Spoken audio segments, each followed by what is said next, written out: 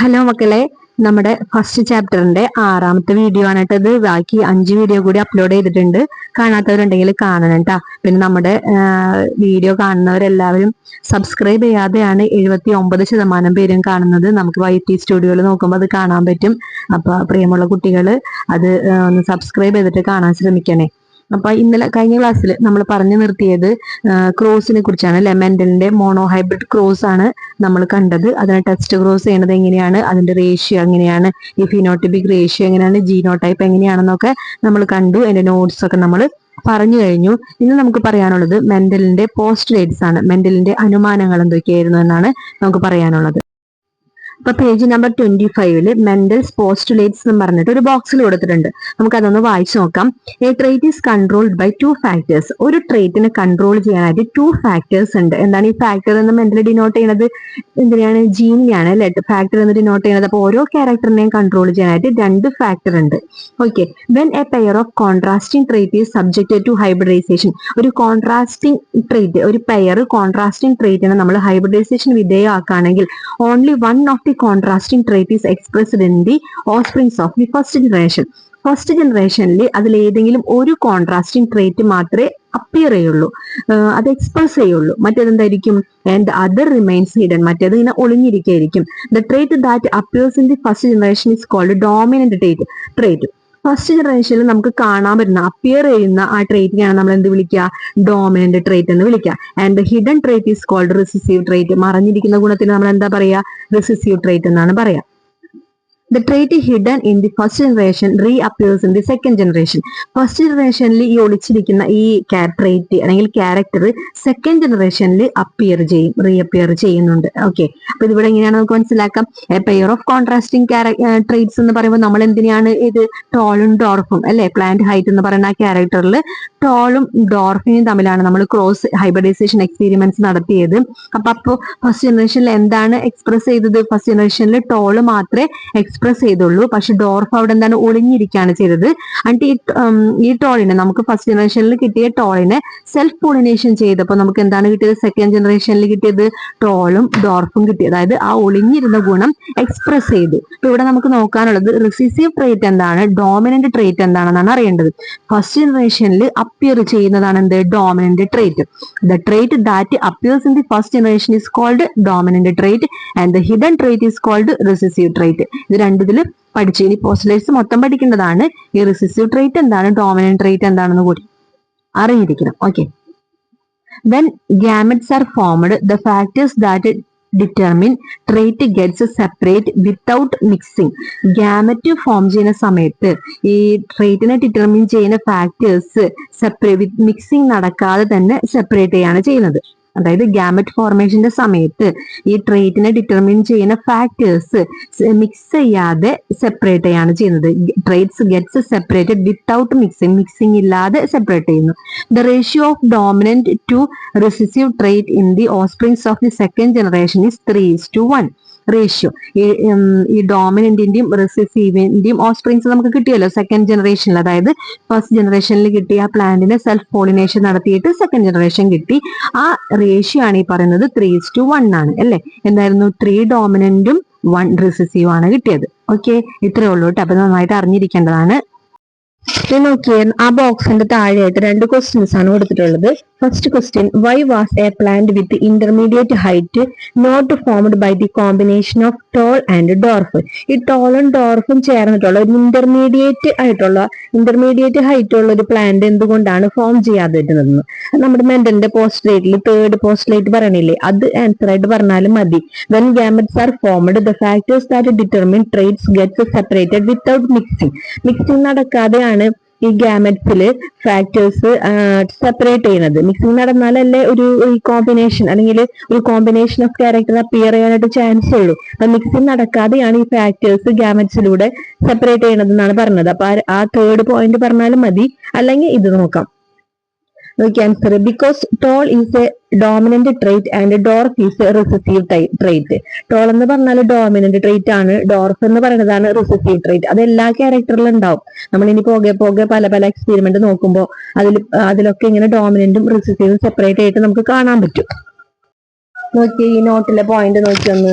Because tall is a dominant trait and dwarf is a recessive trait. Tall എന്ന് പറയുന്നതാണ് dominant trait. ടോളും ഡോർഫും തമ്മിൽ നമ്മൾ cross ചെയ്യുമ്പോൾ ഈ ടോൾ ആണ് ഡോമിനന്റ് ആയിട്ടുള്ള trait. In the first generation when toll and dwarf plants R crossed only the dominant trait is expressed. First ജനറേഷനിൽ ടോളും ഡോർഫും തമ്മിൽ ക്രോസ് ചെയ്യുമ്പോൾ ഡോമിനന്റ് ആയിട്ടുള്ള ടോൾ മാത്രമേ എക്സ്പ്രസ് ചെയ്യുള്ളൂ.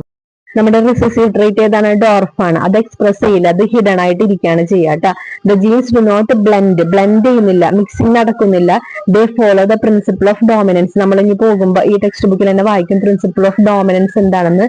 Therefore no intermediate height plants is formed. അതുകൊണ്ട് intermediate height ഉള്ള plant form ചെയ്യണില്ല കേട്ടോ. അപ്പൊ ഇതാണ് ഫസ്റ്റത്തെ ക്വസ്റ്റിന്റെ answer.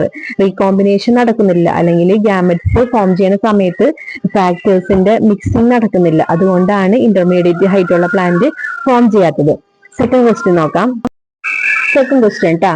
Has in the character that is not expressed in the first generation appears in the second generation. How would that be? First ജനറേഷനിൽ appear ചെയ്യാത്തത് second ജനറേഷനിൽ അപ്പിയർ ചെയ്യുന്നുണ്ടോ? ഉണ്ടല്ലേ. നമുക്കറിയാം ഫസ്റ്റ് ജനറേഷനിൽ നമുക്ക് ടോള് മാത്രമേ കിട്ടുള്ളൂ, പക്ഷെ ഡോർഫ് സെക്കൻഡ് ജനറേഷനിൽ അപ്പിയർ ചെയ്യണില്ലേ? ഓക്കെ, ഉണ്ടെന്ന് നമുക്കറിയാം. How would that be? അതെങ്ങനെയാണ് സംഭവിക്കുന്നതെന്ന്. ഓക്കെ, ആൻസർ നമുക്ക് നോക്കാം. യെസ് എന്നാണ് അതിന്റെ answer. The recessive character that is not expressed in the first generation reappears in the second generation. ഈ റിസസീവ് ആയിട്ടുള്ള ക്യാരക്ടർ ഫസ്റ്റ് ജനറേഷനിൽ അപ്പിയർ ചെയ്യുന്നില്ല, പക്ഷെ അതെന്ത് ചെയ്യുന്നുണ്ട്? അത് സെക്കൻഡ് ജനറേഷനിൽ അപ്പിയർ ചെയ്യുന്നുണ്ട്. This happens because during gamete formation the two factors എന്താണ്? അലീലാണ്. പക്ഷെ മെന്റൽ ഫാക്ടറിനെ പറയുള്ളൂ, നമ്മൾ മനസ്സിലാക്കണം അത് അലീലാണെന്ന്. Separate and recombine independently. Separate ചെയ്തിട്ട് റീകമ്പൈൻ ചെയ്യുന്നത്, ഈ ഗാമറ്റ് ഫോർമേഷൻ സമയത്ത് റീകമ്പൈൻ ചെയ്യുന്നത് ഇൻഡിപെൻഡന്റ് ആയിട്ടാണ്, മിക്സിംഗ് നടന്നിട്ടല്ല, ഇൻഡിപെൻഡന്റ്ലി ആണ്. In F2 when two recessive alleles come together, F2ല് രണ്ട് റിസസീവ് ട്രേറ്റ്സ് ഒരുമിച്ച് വരുമ്പോഴാണ് നമുക്ക് റിസസീവ് ആയിട്ടുള്ള ഡോർഫ് കിട്ടുള്ളൂ. നമ്മൾ കണ്ടിരുന്നു അല്ലെ, ക്യാപിറ്റൽ ടി വന്നാലും ടോളാണ്, ക്യാപിറ്റൽ ടി സ്മോൾ ടി ഇതൊക്കെ എന്താണ്? ഫാക്ടേഴ്സ് ആണ് അല്ലെ. ക്യാപിറ്റൽ ടി സ്മോൾ ടി എന്നൊക്കെ ഡിനോട്ട് ചെയ്യുന്നത് ഈ ക്യാരക്ടറിനെ ഡിറ്റർമിൻ ചെയ്യുന്ന ഫാക്ടേഴ്സിനെയാണ്. അപ്പൊ ക്യാപിറ്റൽ ടി വന്നാലും ടോളാണ്, ക്യാപിറ്റൽ ടിയും സ്മോൾ ടി വന്നാലും ടോളം തന്നെയാണ് നമ്മൾ വിളിക്കുക. രണ്ട് സ്മോൾ ടി വന്നാൽ മാത്രമേ അത് ഡോർഫ് ആവുള്ളൂ. അതാണ് ഇത് പറഞ്ഞിരിക്കുന്നത്. ഒന്നുകൂടെ നമുക്ക് നോക്കാം. This happens because during gamete formation the two factors separate and recombine independently. Independent ആയിട്ടാണ് രണ്ട് ഫാക്ടേഴ്സും സെപ്പറേറ്റ് ചെയ്യുന്നതും റീകമ്പൈൻ ചെയ്യുന്നതും. അവിടെ മിക്സിംഗ് നടക്കുന്നില്ല, ക്രോസിംഗ് ഓവർ നടക്കുന്നില്ല. In F2 when two recessive alleles come together the recessive trait is expressed. ഈ F2ല് രണ്ട് recessive ട്രേറ്റ്സിനെ determine ചെയ്യുന്ന ഫാക്ടേഴ്സ് ഒരുമിച്ച് വരുമ്പോഴാണ് ഈ റിസസീവ് ട്രേറ്റ് എക്സ്പ്രസ് ചെയ്യുന്നത് ട്ടാ. അപ്പൊ ഇതൊക്കെ പഠിച്ചു വെക്കണം, ഇമ്പോർട്ടന്റ് ആണ്, നന്നായിട്ട് മനസ്സിലാക്കി വെക്കണം കേട്ടോ. ആ ക്രോസ് എടുത്തിട്ട് ക്രോസ് മനസ്സിൽ വേണം, ആ ഗ്യാമറ്റ്സ് നമ്മൾ എഴുതുന്നതും ഒക്കെ നന്നായിട്ട് മനസ്സിൽ വേണം. അപ്പോഴാണ് നമുക്ക് ഇതിനെ ആൻസർ ചെയ്യാൻ പറ്റുള്ളൂ കേട്ടോ. ഇപ്പൊ ഇത് ഈ നമ്മൾ ഡയറക്റ്റ് ആയിട്ട് ക്വസ്റ്റ്യൻ ചോദിക്കല് കുറവാണല്ലോ. നമ്മൾ കഴിഞ്ഞ വർഷമൊക്കെ കണ്ടിട്ടുണ്ട്. ഇതേ ടെക്സ്റ്റ് അല്ലെങ്കിലും എപ്പോഴും അങ്ങനെയാണ്, നമുക്ക് കുട്ടികൾ സ്വന്തമായിട്ട് ആൻസർ ചെയ്യേണ്ട സമയത്ത് അവർ മനസ്സിലാക്കി പഠിച്ചതാണോ എന്ന് ടെസ്റ്റ് ചെയ്യുന്ന തരത്തിലായിരിക്കും ക്വസ്റ്റ്യൻസ് ഒക്കെ ഉണ്ടാവുക. നന്നായിട്ട് മനസ്സിലാക്കി തന്നെ പഠിച്ചു പോവാട്ടോ. എന്തെങ്കിലും ഡൗട്ടൊക്കെ ഉണ്ടെങ്കിൽ കമന്റ് ചെയ്യണം.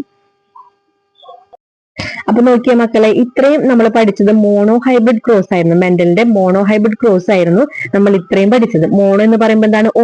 ഒരു ക്യാരക്ടറിനെ മാത്രം ബേസ് ചെയ്തിട്ടുള്ള ക്രോസ് ആണ് ഹൈബ്രിഡൈസേഷൻ എക്സ്പീരിമെന്റ്സ്. അതിന്റെ റേഷ്യോ, അതിന്റെ F1 ജനറേഷൻ, F2 ജനറേഷൻ, അതിനുള്ള നിഗമനങ്ങളൊക്കെയാണ് നമ്മൾ ഇത്രയും കണ്ടത്.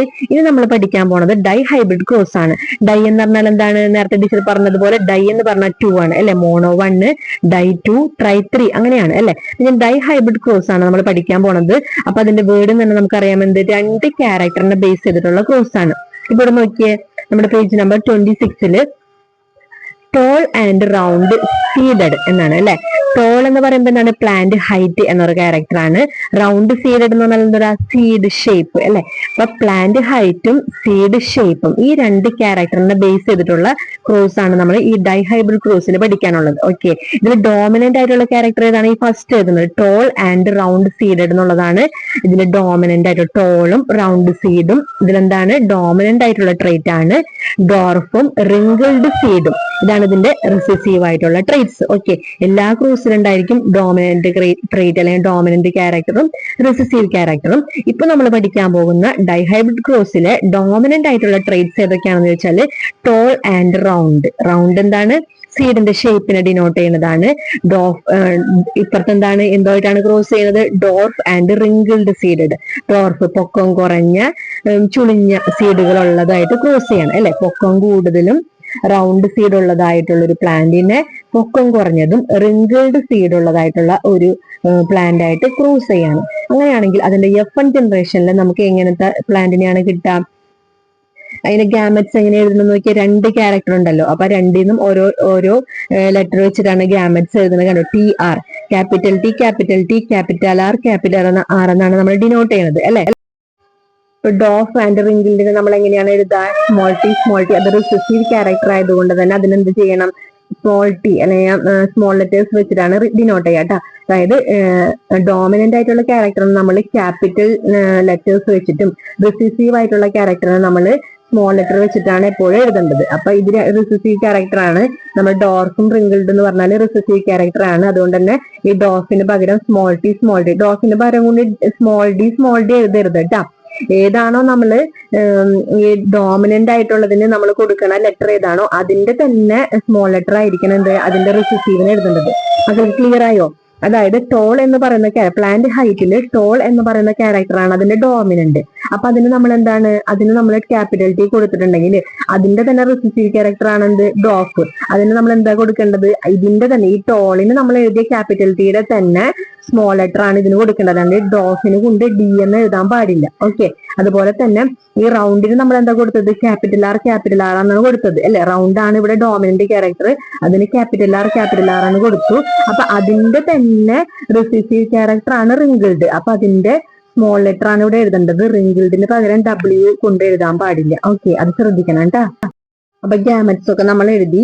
ഇപ്പുറത്തെ സൈഡില് ഡോമിനന്റ് സൈഡില് ക്യാപിറ്റൽ ടി ക്യാപിറ്റൽ ആർ എന്ന് എഴുതി. റിസസീവിന്റെ സൈഡില് സ്മോൾ ടി സ്മോൾ ആർ എന്നും എഴുതി. ഓക്കെ.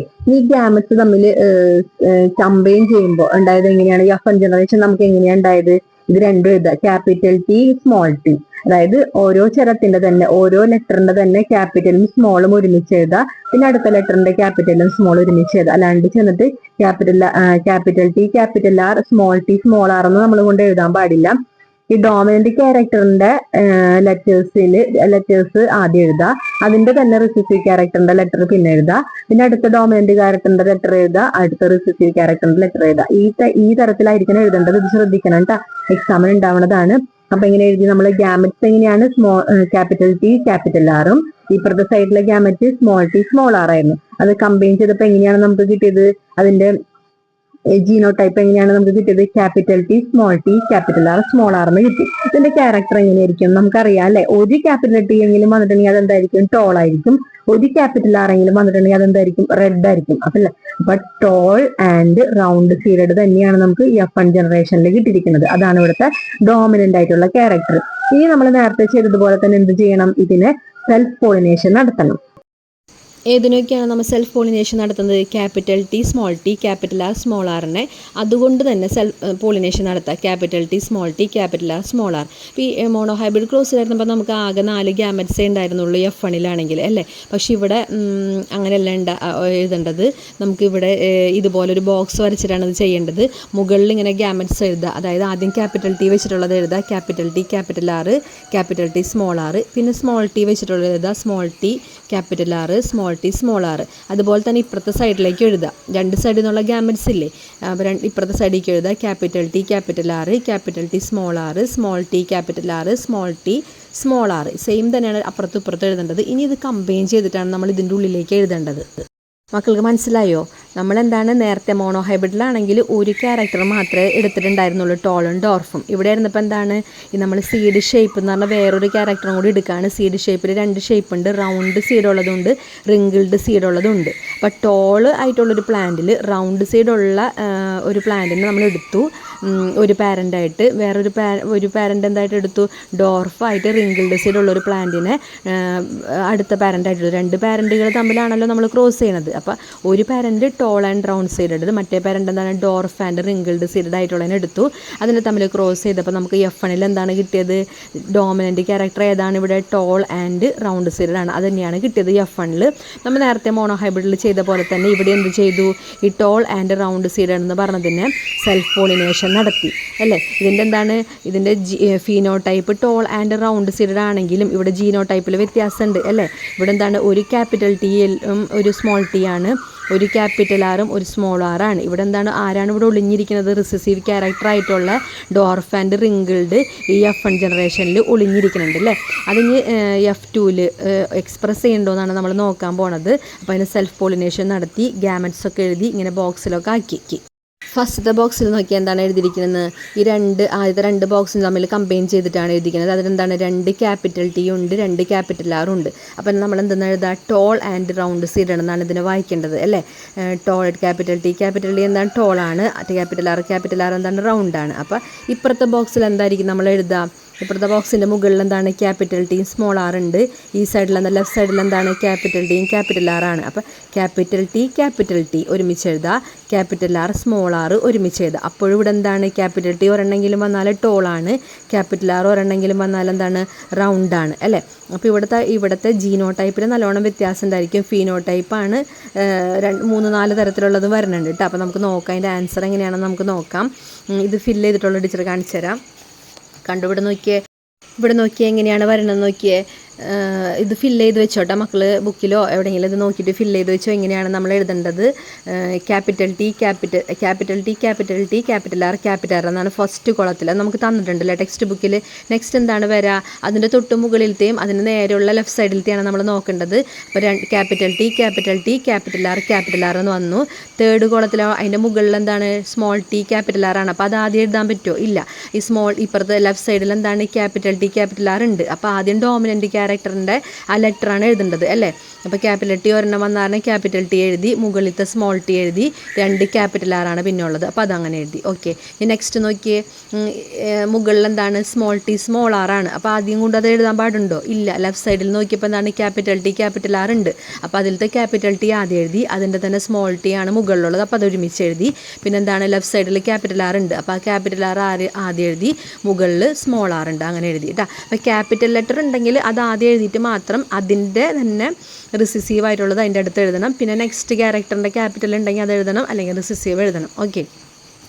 അതിൻ്റെ താഴെ എന്താണ്? ഇനി അതിൻ്റെ നേരെ മുകളിൽ ക്യാപിറ്റൽ ടി ക്യാപിറ്റൽ ആർ ആണ്, ലെഫ്റ്റ് സൈഡിലാണെങ്കിൽ സ്മോൾ ടി സ്മോൾ ആർ ആണ് അല്ലേ. ഓക്കെ. അപ്പോൾ നമ്മൾ അങ്ങനെ നോക്കിയിട്ട് രണ്ടും കമ്പൈൻ ചെയ്ത് എഴുതിയാണ് പോകേണ്ടത്. നോക്കിയേ, അതിൻ്റെ ഏറ്റവും താഴെ ലാസ്റ്റ് വൺ മിസ്സായിട്ടുണ്ടല്ലേ. അവിടെ എന്താണ് എഴുതേണ്ടത് നോക്കിയേ? സ്മോൾ ടി സ്മോൾ ആർ എന്നാണ് എഴുതേണ്ടത് ടാഗ്. അവിടെ എങ്ങനെയാണ് എഴുതേണ്ടത്? ജീനോടൈപ്പ് എങ്ങനെയാണ് എഴുതേണ്ടത്? Small T. കാരണം എന്താണ്? അതിൽ ക്യാപിറ്റൽ ടി വരണില്ല. അതിൻ്റെ നേരെ മുകളിലും അതിൻ്റെ ലെഫ്റ്റ് സൈഡിലും നോക്കിയേ, ക്യാപിറ്റൽ ടി ഉണ്ടോ? ഇല്ല. ക്യാപിറ്റൽ ആർ ഉണ്ടോ? ഇല്ല. അപ്പോൾ അതിന് സ്മോൾ മാത്രമുള്ളത് കൊണ്ട് സ്മോൾ ടി സ്മോൾ ആർ എന്നാണ് അത് എഴുതേണ്ടത് കേട്ടോ. ഓക്കെ. ഇനി നമുക്ക് അതിൻ്റെ റേഷ്യോസൊക്കെ നോക്കാം. ഫീനോടൈപ്പ് റേഷ്യോ ആണ് കേട്ടോ നമ്മൾ ആദ്യം നോക്കുന്നത്. ഫീനോടൈപ്പ് എന്താണെന്ന്. ഫീനോടൈപ്പ് എന്ന് പറഞ്ഞാൽ അതിൻ്റെ ക്യാരക്ടറിന് നമ്മൾ പറയുന്നതാണ് അല്ലേ. ജീനോടൈപ്പാണ് ലെറ്റർ വെച്ച് എഴുതുന്നത്. ഫീനോടൈപ്പ് എന്ന് വെച്ചാൽ എന്താണ്? ഇപ്പോൾ ടോൾ ആൻഡ് റൗണ്ട് അല്ലെങ്കിൽ ഡോഫ് റിങ്കിൾഡ് എന്നൊക്കെ പറയുന്നതാണ് അതിൻ്റെ ഫീനോടൈപ്പ്. അതിൻ്റെ റേഷ്യോ നമുക്ക് നോക്കാം. ഇപ്പം നമ്മൾ ഈ ടോൾ റൗണ്ട് എത്ര എണ്ണം വരുന്നുണ്ട്? നമ്മളിങ്ങനെ എഴുതിയിട്ട് ക്യാപിറ്റൽ ടി ക്യാപിറ്റൽ ആർ എന്ന് എഴുതിയിട്ട് അതിൻ്റെ കൂടെ തന്നെ ടോൾ ആൻഡ് റൗണ്ട് എന്ന് എഴുതുമല്ലോ. അപ്പം അങ്ങനെ നോക്കുമ്പോൾ ടോൾ റൗണ്ട് 9 എണ്ണം കിട്ടുന്നുണ്ട്. ഓക്കെ. ടോൾ റിങ്കിൾഡ് നമുക്ക് എത്ര എണ്ണമാണ് കിട്ടുന്നത്? 3 എണ്ണം കിട്ടുന്നുണ്ട്. ഡോഫ് റൗണ്ട് നമുക്ക് എത്ര എണ്ണം കിട്ടുന്നുണ്ട്? 3 എണ്ണം കിട്ടുന്നുണ്ട്. ഡോർഫ് റിങ്കിൾഡ് നമുക്ക് എത്ര എണ്ണം കിട്ടുന്നുണ്ട്? 1 എണ്ണം അല്ലേ, ഏറ്റവും ലാസ്റ്റ് കിട്ടിയത്. അപ്പോൾ ടോട്ടൽ എങ്ങനെയാണ് നമ്മൾ ഫിനോടൈപ്പിക് റേഷ്യോ ചെയ്താൽ 9:3:3:1. അപ്പം മെൻഡലിൻ്റെ ഡൈഹൈബ്രിഡ് ക്രോസിലിൻ്റെ ഫിനോടൈപ്പിക് റേഷ്യോ ചോദിച്ചാൽ നമ്മൾ എങ്ങനെ എഴുതാം? 9:3:3:1. ഇതിൽ 9 എന്താണ്? 9 ടോൾ റൗണ്ടാണ്. 3 എന്താണ്? ടോൾ റിങ്കിൾഡ് ആണ്. അടുത്ത 3 എന്താണ്? ഡോർഫ് റൗണ്ട് ആണ്. അടുത്ത 1 എന്താണ്? ഡോഫ് റിങ്കിൾഡ് ആണ് അല്ലേ. അപ്പം 9:3:3:1 എന്നാണ് നമ്മുടെ റേഷ്യോ കിട്ടിയത്. ഓക്കെ. ഇതെന്താണ്? ഫിനോടൈപ്പിക് റേഷ്യോ ആണ് അല്ലേ. നമുക്ക് ജീനോടൈപ്പൊക്കെ നോക്കാനുണ്ട്. ഞാൻ അതിൻ്റെ അടിയിൽ കുറച്ച് ഇൻഡിക്കേറ്റേഴ്സ് ഉണ്ട്. ഈ ബോക്സിൻ്റെ അടിയിലായിട്ട് ടെക്സ്റ്റ് ബുക്കിൽ 26th പേജിൽ കുറച്ച് ഇൻഡിക്കേറ്റേഴ്സ് ഉണ്ട്. അതിൻ്റെ ആൻസർ കൂടി നമുക്ക് നോക്കണം കേട്ടോ. അപ്പോൾ ഫസ്റ്റ് ക്വസ്റ്റ്യൻ എന്തായിരുന്നു? ഫസ്റ്റ് ക്വസ്റ്റ്യൻ എന്തായിരുന്നു? Characters considered and their contrasting traits. ഏതൊക്കെ ക്യാരക്ടറാണ് കൺസിഡർ ചെയ്തിരുന്നത്? പ്ലാന്റ് ഹൈറ്റ് എന്ന് എഴുതിയാലും മതിയിട്ട് ഇവിടെ സ്റ്റം ഹൈറ്റ് എന്നാണ് കൊടുത്തിരിക്കുന്നത്. പ്ലാന്റ് ഹൈറ്റ് എന്ന് എഴുതാം. പ്ലാന്റ് ഹൈറ്റ് അതിലേതൊക്കെ ഉണ്ടായിരുന്നു? ടോളും ഡോർഫും ഉണ്ടായിരുന്നു അല്ലേ. സീഡ് ഷേപ്പ് ഏതൊക്കെ സീഡിൻ്റെ ഷേപ്പാണ് നമ്മൾ കൺസിഡർ ചെയ്തത്? റൗണ്ടും റിങ്കിൾഡും. അപ്പോൾ അതങ്ങനെ എഴുതി വയ്ക്കാം. സെക്കൻഡ് ക്വസ്റ്റ്യൻ എന്തായിരുന്നു? Phenotype and genotype of the parental plants. Parental പ്ലാന്റിൻ്റെ ഫിനോടൈപ്പും ജീനോടൈപ്പും തെറ്റിപ്പോവരുത്. ഫിനോടൈപ്പാണ് നമ്മളതിൻ്റെ ക്യാരക്ടർ എന്താണോ കാണുന്നത് അതിന് നമ്മൾ എഴുതൂലേ, അതാണ് phenotype.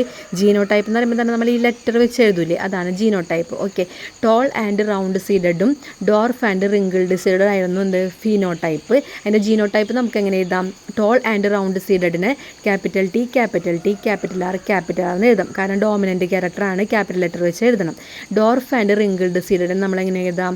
Small T small R എന്ന് എഴുതാം. കാരണം തന്നെ ഇത് റിസസീവ് ക്യാരക്ടറാണ്, സ്മോൾ ലെറ്റേഴ്സ് വെച്ചിട്ടാണ് എഴുതേണ്ടത്. Okay.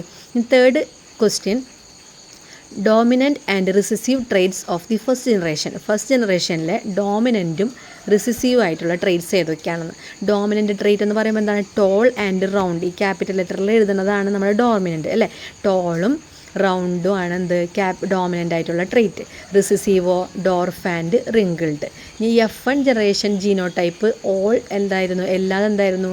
Capital T capital R small R ഉള്ളതായിരുന്നു അല്ലേ. ഓക്കെ. ഇനി അഞ്ചാമത്തെ question, phenotype of the plants in the second ജനറേഷനിലെ phenotype എന്തൊക്കെയായിരുന്നു അല്ലേ. ടോൾ ആൻഡ് റൗണ്ട് ഉണ്ടായിരുന്നു നമുക്ക്. അതായത് സെൽഫ് പോളിനേഷൻ നടത്തിയ F1 കിട്ടിയ capital T capital R small ആറിനെ capital T capital R small R വെച്ചിട്ട് നമ്മൾ ക്രോസ് പോളിനേഷൻ നടത്തിയപ്പോൾ കിട്ടിയത് F2 കിട്ടി. അതിൻ്റെ ഫിനോടൈപ്പ് എന്തൊക്കെയാണെന്നാണ് പറയുന്നത്? ടോൾ ആൻഡ് റൗണ്ട് ഉണ്ടായിരുന്നു, ടോൾ ആൻഡ് റിങ്കിൾഡ് ഉണ്ടായിരുന്നു, ഡോഫ് ആൻഡ് റൗണ്ട് ഉണ്ടായിരുന്നു, ഡോഫ് ആൻഡ് റിങ്കിൾഡ് ഉണ്ടായിരുന്നു. ഇതെന്താണ്? ഫിനോടൈപ്പാണ് ചോദിച്ചിരിക്കുന്നത്. ജീനോടൈപ്പ് ആണെങ്കിൽ നമുക്ക് എന്താണ്? ആ ലെറ്റർ വെച്ചിട്ടാണ് എഴുതേണ്ടിയിരുന്നത് അല്ലേ. അപ്പോൾ tall and round, tall and wrinkled, dwarf and round, dwarf and wrinkled. ഇതാണ് F2-ലത്തെ phenotype. Okay. Next question, phenotype observed in the second generation that differed in contrast to the parental plants and their genotype. Parental പ്ലാന്റിൽ ഇല്ലാത്ത എന്തെങ്കിലും character, അതായത് അതിൻ്റെ ജീനോടൈപ്പും അല്ലെങ്കിൽ ഫിനോടൈപ്പും വേറെ എന്തെങ്കിലും ഉണ്ടായോ എന്ന് സെക്കൻഡ് ജനറേഷനിൽ വന്നപ്പോൾ എന്തെങ്കിലും കോമ്പിനേഷൻ ഓഫ് ക്യാരക്ടർ ഉണ്ടായിട്ടുണ്ടോ ഉണ്ടെങ്കിൽ അത് ഏതാണെന്ന്. ടോൾ ആൻഡ് റിങ്കിൾഡ് നമ്മൾ ക്രോസ് ചെയ്തപ്പോൾ അങ്ങനെ ഒരു സാധനം ഉണ്ടായിരുന്ന? ടോൾ ആൻഡ് റിങ്കിൾഡ് ഉണ്ടായിരുന്നില്ല. ടോളിൻ്റെ കൂടെ എന്തായിരുന്നു? ടോളിൻ്റെ കൂടെ റൗണ്ട് ആയിരുന്നു. പക്ഷെ നമുക്ക് കിട്ടിയപ്പോൾ എന്താണ്? ടോൾ ആൻഡ് റിങ്കിൾഡ് വന്നു. എന്താണ് വേറൊരെണ്ണം കൂടി കിട്ടിയത്? ഡോർഫ് ആൻഡ് റൗണ്ട് പാരൻ്റിൽ ഉണ്ടായിരുന്ന? ഇല്ല. ഡോർഫിൻ്റെ കൂടെ എന്തായിരുന്നു? റിങ്കിൾഡ് ആയിരുന്നു അല്ലേ. അപ്പോൾ ഈ രണ്ടെണ്ണം എന്താണ്? ന്യൂ കോമ്പിനേഷനായിട്ട് നമുക്ക് ഉണ്ടായതാണ്. പാരൻ്റിൽ ഇല്ലാത്ത ഒരു ക്യാരക്ടറായിട്ട് F2-ൽ നമുക്ക് കിട്ടിയത് എന്താണ്? ടോൾ ആൻഡ് റിങ്കിൾഡും dwarf and round. These phenotypes are recombinants. ഇതിനെ നമ്മൾ എന്താണ് വിളിക്കുക? റീകോമ്പിനൻസ് എന്നാണ് വിളിക്കുക. Not seen in the parent ജനറേഷനിൽ ഇല്ലാത്തത് നമുക്ക് ഒരു F2 ജനറേഷനിൽ പുതുതായിട്ട് കിട്ടിയതാണ് കേട്ടോ. ഓക്കെ. നമ്മൾ മോണോഹൈബ്രിഡ് ക്രോസ് പറഞ്ഞപ്പോൾ എന്താണ്? അവിടെ കോമ്പിനേഷനൊന്നും ഉണ്ടായിരുന്നില്ല, പാരൻറ്റിലുള്ളത് തന്നെയാണ് നമുക്ക് കിട്ടിയത്. അവിടെ ഗ്യാമറ്റ് ഫോർമേഷൻ്റെ സമയത്ത് ഫാക്ടേഴ്സ് ഒന്നും റീകമ്പൈൻ ചെയ്യണില്ല എന്നൊക്കെ നമ്മൾ പറഞ്ഞു. പക്ഷേ ഡൈഹൈബ്രിഡ് ക്രോസ് ആയപ്പോഴത്തേനും എന്താണ്? പാരൻറ്റിലില്ലാത്ത പുതിയ ക്യാരക്ടറൊക്കെ ഓസ്പ്രിംസിൽ നമുക്ക് കിട്ടി. ഫസ്റ്റ് ജനറേഷനിലല്ല, സെക്കൻഡ് ജനറേഷനിലായപ്പോൾ നമുക്ക് കിട്ടി അല്ലേ. അത് ഏതൊക്കെയാണെന്നാണ് ചോദിച്ചത്, അത് ഏതൊക്കെയാണെന്നാണ് നമ്മൾ ഉത്തരം എഴുതിയത് കേട്ടോ. ഓക്കെ. നമുക്കിനി നെക്സ്റ്റ് ക്വസ്റ്റ്യൻ നോക്കാം. 7th ക്വസ്റ്റ്യൻ നോക്കാം. Phenotypic ratio of the second ജനറേഷനിലെ ഫിനോട്ടിപ്പിക് റേഷ്യോ എന്തായിരുന്നു എന്നാണ് കേട്ടോ. അത് നമുക്കറിയാം അല്ലേ. 9:3:3:1. അതിൽ ആ ഒരു റേഷ്യോയിലാണ് നമുക്ക് കിട്ടിയത്. 9 എണ്ണം എങ്ങനെയായിരുന്നു? ടോൾ ആൻഡ് റൗണ്ട് പ്ലാന്റ് ആയിരുന്നു. 3 എണ്ണം ടോൾ ആൻഡ് റിങ്കിൾഡ് പ്ലാന്റ് ആണ്. അടുത്തൊരു 3 എണ്ണം ഡോർഫ് ആൻഡ് റൗണ്ട് ആണ്. ഒരെണ്ണം മാത്രം ഡോർഫ് ആൻഡ് റിങ്കിൾഡ് ആണ് അല്ലേ. ഇപ്പോൾ ഫിനോട്ടിപ്പിക് റേഷ്യോ ആണ് ചോദിച്ചിട്ടുള്ളത്. എന്നാൽ ഇത് 9:3:3:1 എന്ന റേഷ്യോയിലാണ് നമുക്ക് കിട്ടിയത് എന്നറിയാനായിട്ടാണ് ഈ 9:3:3:1 എന്ന് കൊടുത്തത്. ഓക്കെ. അതിൽ 9 എണ്ണം എങ്ങനെയുള്ളതായിരുന്നു? ടോൾ ആൻഡ് റൗണ്ട് ആണ്. 3 എണ്ണം ടോൾ ആൻഡ് റിങ്കിൾഡ് ആണ്. വേറൊരു 3 എണ്ണം ഡോർഫ് ആൻഡ് റൗണ്ട് ആണ്. ഒരെണ്ണം മാത്രം ഡോർഫ് ആൻഡ് റിങ്കിൾഡ് ആണ് കേട്ടോ. അപ്പോൾ ഇതാണ് ഇതിൻ്റെ ഫിനോട്ടിപ്പിക് റേഷ്യോ. അപ്പോൾ ഇത്രയും 7 ഇൻഡിക്കേറ്റേഴ്സ് കൊടുത്തിട്ടുണ്ട്. അതിൻ്റെ ആൻസറാണ് നമ്മൾ പറഞ്ഞത് കേട്ടോ. ഓക്കെ. ഇനി ഡൈഹൈബ്രിഡ് ക്രോസിനെ ബേസ് ചെയ്തിട്ടുള്ള മെൻഡലിൻ്റെ പോസ്റ്റുലേറ്റ്സ് എന്താണെന്നാണ് നമ്മൾ നോക്കുന്നത്. When 2 or more different traits are combined, each trait is inherited independently to the next generation without mixing each other. ഇവിടെ അത് മിക്സ് ചെയ്യാതെ തന്നെ ഓരോ ട്രേറ്റും എന്താണ് ഇൻഡിപെൻഡൻ്റ് ആയിട്ട് നെക്സ്റ്റ് ജനറേഷനിലേക്ക് ഇൻഹെറിറ്റ് ചെയ്യുകയാണെന്നാണ് പറയുന്നത് കേട്ടോ. A pair of alleles in an organism does not influence the separation of another pair of alleles. ഇനി പേജ് നമ്പർ 27 ഇങ്ങനെ ഒരു ചിത്രം കാണാം അല്ലേ. ആ കുട്ടി ഇങ്ങനെ ഓർക്കാണ്. Characters often characters often exhibit more than 2 traits. 2 കൂടുതൽ ക്യാരക്ടേഴ്സ് ഒന്നും എക്സിബിറ്റ് ചെയ്യില്ലേന്ന്. What could be the reason for this? ഇതിൻ്റെ റീസൺ എന്താണെന്ന് നമ്മൾ കണ്ടിട്ടുണ്ടല്ലോ. ചില പ്ലാന്റിലൊക്കെ 2 കളർ ഫ്ലവർ മാത്രമല്ല ഉണ്ടാവുക. ഈ 4 മണി ചെടി എന്ന് പറഞ്ഞ ചെടിയില്ലേ, അത് കുറേ തരം ഉണ്ടാവും. വൈറ്റ് ഉണ്ടാവും, പിങ്ക് ഉണ്ടാവും, റോസ് ഉണ്ടാവും, അങ്ങനെ പല കളർ ഇൻ്റർമീഡിയറ്റ് ആയിട്ടുള്ള പല കളർ ഉണ്ടാവും. അതുപോലെ മനുഷ്യൻ്റെ കണ്ണുകൾ ബ്രൗൺ ഉണ്ടാവും, അതിന് അത്ര ഡാർക്ക് ബ്രൗൺ അല്ലാത്തതുണ്ടാവും, ബ്ലാക്ക് ഉണ്ടാവും, അങ്ങനെ ഐ കളറൊക്കെ പലതരം കണ്ടിട്ടില്ല. അപ്പോൾ 2 അല്ലാതെ വേറെയുള്ള കാര്യങ്ങളുണ്ട്, കേസുകളുണ്ട്. അതിൻ്റെ കാരണം എന്തായിരിക്കും എന്നാണ് ആ കുട്ടി ഇങ്ങനെ ചിന്തിക്കുന്നത് കേട്ടോ. ഇത് നോക്കിയേ. Mendel's laws were the foundation of genetics. മെൻ്റലിൻ്റെ ലോ ആണ് നമുക്കറിയാം ജെനറ്റിക്സിൻ്റെ ഫൗണ്ടേഷനൊക്കെ ഇട്ടത്. However it could not fully explain the diversity of traits observed in organisms. ഫുള്ളായിട്ടും ഈ ഓർഗാനിസത്തിൽ കാണുന്ന ഡൈവേഴ്സിറ്റിയുടെ കാര്യങ്ങളൊക്കെ മെൻ്റലിന് എക്സ്പ്ലെയിൻ ചെയ്യാനായിട്ട് സാധിച്ചിരുന്നില്ല. Later studies about the complex interaction among genes, environment and other factors revealed some of the limitations of Mendel's law. Later സ്റ്റഡീസൊക്കെ മെൻ്റലിൻ്റെ സ്റ്റഡീസൊക്കെ കഴിഞ്ഞ് അതിൻ്റെ ലേറ്റർ സ്റ്റഡീസൊക്കെ ഈ ജീൻസിൻ്റെ ഇൻ്ററാക്ഷൻസും അതിന് എൻവറോൺമെൻറ്റലിൻ്റെ റോളും അതർ ഫാക്ടേഴ്സൊക്കെ റിവീൽ ചെയ്യുന്നത് മെൻ്റലിൻ്റെ ലോസിൻ്റെ ചില ലിമിറ്റേഷൻസ് ആണ്. This gave rise to the concept of non Mendelian inheritance. ഈ കണ്ടുപിടുത്തങ്ങളൊക്കെയാണ് ഈ നോൺ മെൻഡേലിയൻ ഇൻഹെറിറ്റൻസിനെ എനിക്ക് ഒരു വഴി തെളിയിച്ചത്. ഓക്കെ, അപ്പോൾ നമ്മൾ ഈ നോൺ മെൻഡേലിയൻ ഇൻഹെറിറ്റൻസും ഉണ്ട്. മെൻ്റൽ പറഞ്ഞ കാര്യങ്ങളാണ് ഇപ്പോൾ നമ്മൾ പഠിച്ചത്. മെൻ്റലിന് ശേഷവും കുറേ സ്റ്റഡീസൊക്കെ നടന്നു. നോൺ മെൻഡേലിയൻ ഇൻഹെറിറ്റൻസ് എന്നാണ് അത് അറിയപ്പെടുന്നത് കേട്ടോ. അപ്പോൾ ഇന്നത്തെ ക്ലാസ് ഇത്രയും മതി. നമ്മൾക്ക് അടുത്ത ക്ലാസ്സിൽ നോൺ മെൻഡേലിയൻ ഇൻഹെറിറ്റൻസ് പഠിക്കാം കേട്ടോ. അതിൻ്റെ കൂടെ ഒരു ചെറിയ ക്ലാസ് ആയിരിക്കും. അതിൻ്റെ കൂടെ കുറച്ച് ക്വസ്റ്റ്യൻ ആൻസേഴ്സൊക്കെ ഡിസ്കസ് ചെയ്തിട്ട് അങ്ങനെ പോവാം. അപ്പോൾ ഇത്രയേ ഉള്ളൂ. അപ്പോൾ മക്കളെല്ലാവരും ക്ലാസ് ശ്രദ്ധിച്ച് കാണാം. എന്തെങ്കിലും മാറ്റങ്ങളൊക്കെ വരുത്തണമെങ്കിൽ കമൻ്റായിട്ട് എഴുതുക. അപ്പോൾ ഓക്കെ, താങ്ക് യു. നമുക്ക് അടുത്ത വീഡിയോയിൽ വീണ്ടും കാണാം. ബൈ.